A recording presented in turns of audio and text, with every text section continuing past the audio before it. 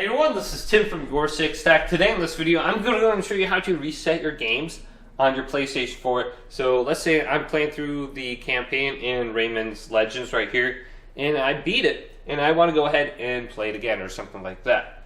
Well, it's very easy to reset the progress. So let's go up to the settings options right here, then go on down to where it says Saved Data Management. Now we can go to Save Data on the PlayStation 4 system storage. Then we want to go to Delete. Then look through this menu right here, and you can find the game that you want to go ahead and delete the game progress for. So it's going to say please wait probably for about 15 to 20 seconds depending on how fast your hard drive is. Then we can locate the game under here. So here's Sonic Mania. Let's press options on it. Then we can go to select multiple applications. Then we can check mark it. Then we can go to delete. And we can delete the entire campaign or saved progress.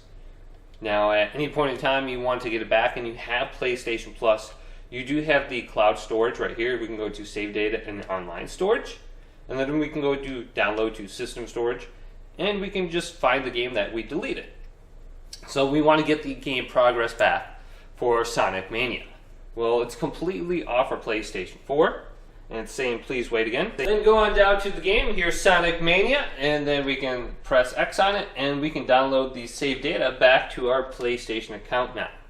So hopefully this video did indeed help you out. If it did, leave it a big thumbs up, and subscribe to my channel down below for more tech out videos coming up next on YourSixTech.